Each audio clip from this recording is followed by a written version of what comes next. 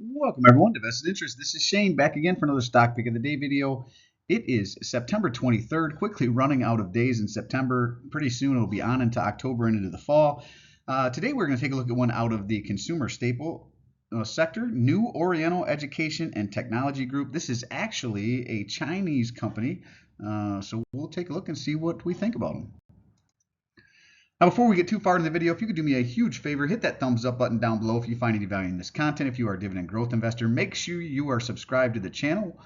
Join us on this journey to financial freedom. Join the vested interest community. Click that notification bell down below so you're notified whenever we put out any new content. I do these stock pick of the day videos typically Monday through Thursday whenever the market is open. I know I missed last week. Apologies again to those of you out there who are subscribers. I typically do not miss many days, but it was my birthday, September 21st, Saturday.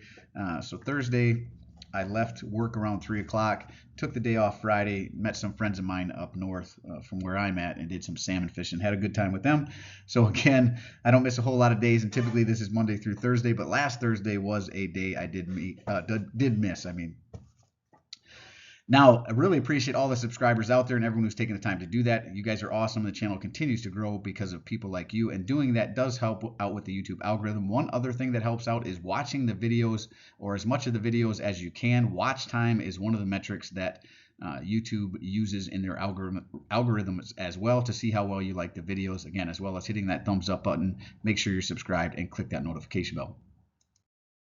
Now, this is the vested interest stock screener. This is how we're going to run through the video. It's also how I look at a company on a high level to see if I'm interested in investing. It must meet this criteria here below, highlighted in green. This is for financial companies like banks or insurance companies in the financial sector. You can use price to book for any company. Just don't blindly use the one. One works good for banks or insurance companies in the financial sector. But for other companies, let's say like a Union Pacific, a railroad company, you'd want to compare another railroad to Union Pacific's price to book to see how they compare, right? And I would use 2, 3, if not 4 companies in the same sector providing the same material. Whatever it is they sell needs to be very similar to the company what you are looking at. Then you can compare the price to books and see where they are. Typically use a range of price to book.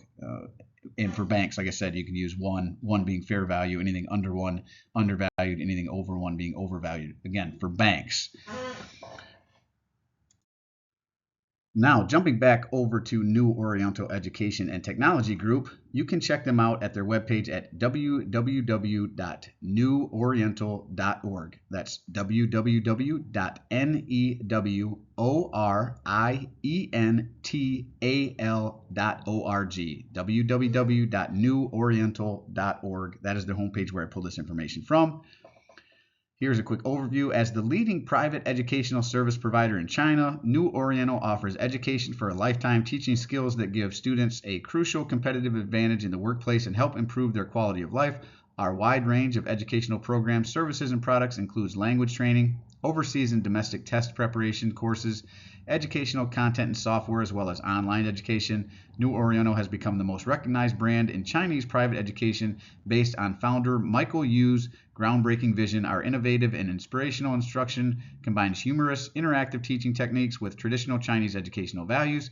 Since our founding in 1993, New Oriental has built a nationwide presence in China. As of May 31st, 2024, we had a network of 81 schools, 1,025 learning centers, 8 bookstores, and access to a nationwide network of online and offline bookstores through 241 third-party distributors and over 35,700 teachers and 74 clients. So they are a brick and mortars education center, as well as it looks like online, as well as it looks like some bookstores that they run as well, primarily educational oriented, I'm assuming. And again, if you want to know more about them, check them out at www.neworiental.org. Now, the reason we're taking a look at them down 4.08% on the day, we are talking about New Oriental Education and Technology Group, ticker EDU. That is their ticker. They are out of the consumer staple sector. They don't sell food. They're around teaching. So I guess that's why they call them a consumer staple. Our young, even if they're in China, should have some level of basic education. I guess that is a consumer staple. I thought it was weird that they were in the consumer staple sector. I thought they might be like an industrial company or something along those lines, but consumer staple. 52-week range as low as $53.44, as high as $98.20. They are within 15% of their 52-week low. Their market cap of 10.137 billion, still in that small cap range. A beta of 0.46, so they are less volatile than the overall market. So typically not as much volatility as you see here throughout today, right? Big drop. Looks like they tried to recover a little bit and then down a little bit more throughout the day. PE ratio, or yeah, beta we covered. PE ratio 33.45. Now this seems a little high, but I do not know enough about Chinese education to know if this is a fast-growing company. You really want to look at how fast their revenue is growing, how fast their margins are growing, which sometimes can be difficult with these foreign companies because a lot of information is just not available, or you have to really dig for it. EPS, earnings per share, $1.80 per share. Earnings date sometime between October 23rd to October 28th. They do not have a forward dividend yield listed or a dividend yield at all listed. They did recently pay, so we'll see that here in a little bit. Ex-dividend date was September 9th. Looks like they're going to pay out on 9/26, so maybe that's why they haven't paid out that dividend yet. You want your target estimate, at least according to Yahoo Finance, $95.95. So they see it going back up from here, but not quite back to its 52-week high here, right, of 98.20. So just under that at 95.95. Now, jumping over to the right, typically we like to look at dividend yield theory, but on this one, unfortunately, they do not have 5 years of data. They don't have a current yield listed, so we can't use that. They do not have a payout ratio listed, at least according to Yahoo Finance, where I pull this information from. We'll see with stockanalysis.com, they do have that listed, so we'll go with that number. But because it's not listed here, I would look at more than one source to make sure that stockanalysis.com's numbers are accurate. Now, dropping down to free cash flow, I like growing free cash flow over time because typically if a company has growing free cash flow, they have growing dividends to match. It also ensures that their finances are safe. They can continue to pay down debt, make acquisitions, reinvest back into the company. Growing free cash flow is very important. It also helps the company raise their dividend, buy back shares, that sort of thing. So really pay attention to that. If it's not one of the metrics that you look at, you really should be looking at free cash flow and growth over time.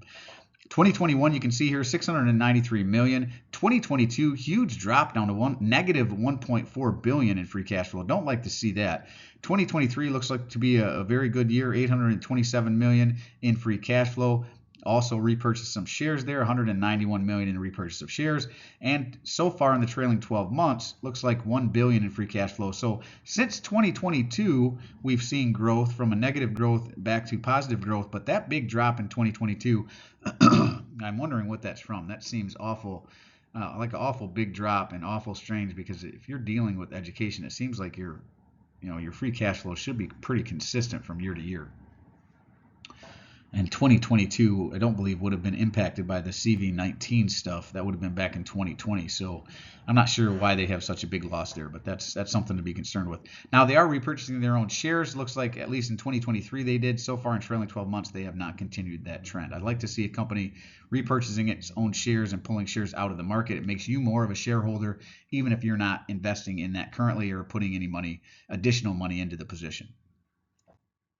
Now, jumping over to stockanalysis.com, and I always recommend more than one source, stockanalysis.com and Yahoo Finance just being two that I go to. You can pick any 2, 3, or 4 that you like. Just make sure you're not blindly following one source. Sometimes information is wrong. Sometimes it's not updated. So that's why I recommend more than one source. Now, they only have 2 analysts that have taken a look at this, so it's not a lot. I usually like 6, 7, 8, even 10 or more would be better. But they do call it a strong buy. They have a low estimate of $95, which would be pretty close to what we saw with Yahoo Finance's forward projection there, which would be a 57.78% increase from where it currently sits. Average estimate of $100.50, that would be a 66.92% increase. And if it happened to hit their high of $106 per share, that would represent a 76.05% increase from where it currently sits. Now, jumping in statistics and looking at return on equity and return on invested capital to see how well the company is reinvesting back into itself, I like 10% or better for these metrics here.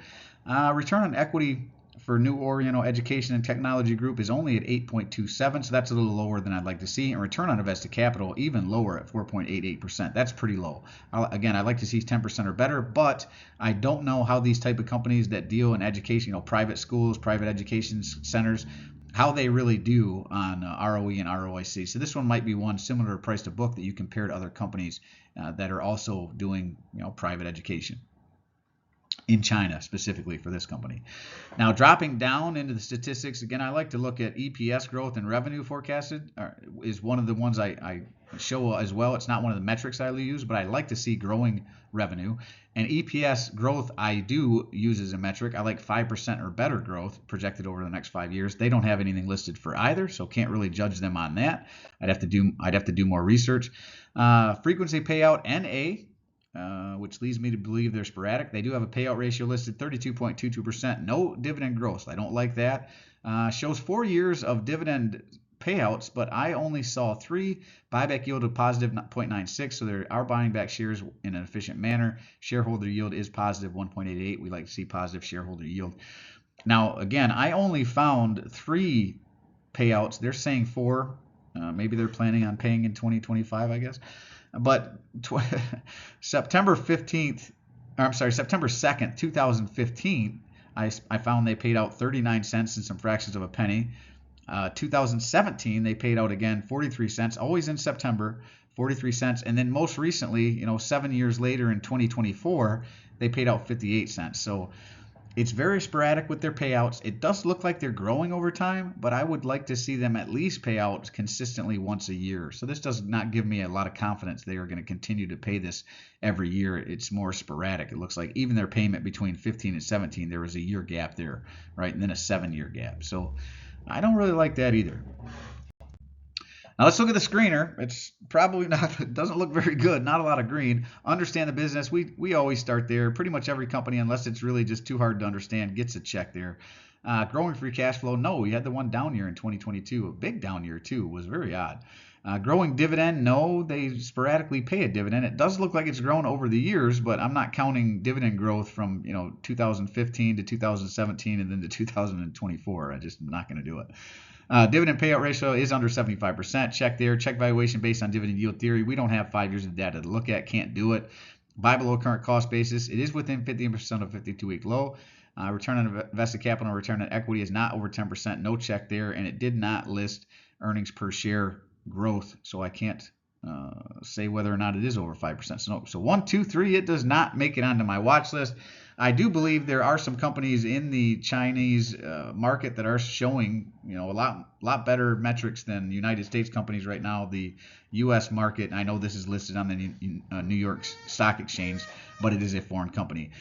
The overall market for America right now is very, very hot and very, very, in my opinion, frothy. I'll say maybe a little overvalued, starting to lean toward extremely overvalued, in my opinion. It is hard to continue to buy. I'm going to continue to buy where I see value, but I am looking at some other areas like foreign companies to see if I can potentially find some value out there a little better than what we're paying here in the United States market. Let me know if you have any companies in the foreign markets you think are presenting any value. Would love to hear from you. And as always, appreciate you stopping by. If you haven't done so already, don't forget to show me some love. Hit that thumbs up, ring the notification bell. Most importantly, subscribe to the channel. Join us on this journey to financial freedom. Join the vested interest community. And drop a comment down below. Let me know what you think. I do personally read and respond to the comments. I am always interested to read your questions, opinions, or suggestions for future topics. So if you have a company like Oriental or New Oriental Education and Technology Group, drop it in the comment section down below and I'll work into the rotation. And this is Shane signing off, wishing peace and prosperity to you and yours. And remember, financial security comes to those who take a vested interest. Hey, thanks for stopping by. Thanks for tuning in. Hope you have a great week and we will see you in the next one. I'm not a financial advisor. Nothing in this presentation should be considered financial advice. I am only sharing my opinion and investing educational and entertainment purposes. Investing involves risk. You can lose money. You should never invest any amount you are not comfortable losing. Always do your own research and invest based on your situation, circumstances, and select criteria, or seek the advice and counsel of a certified financial advisor.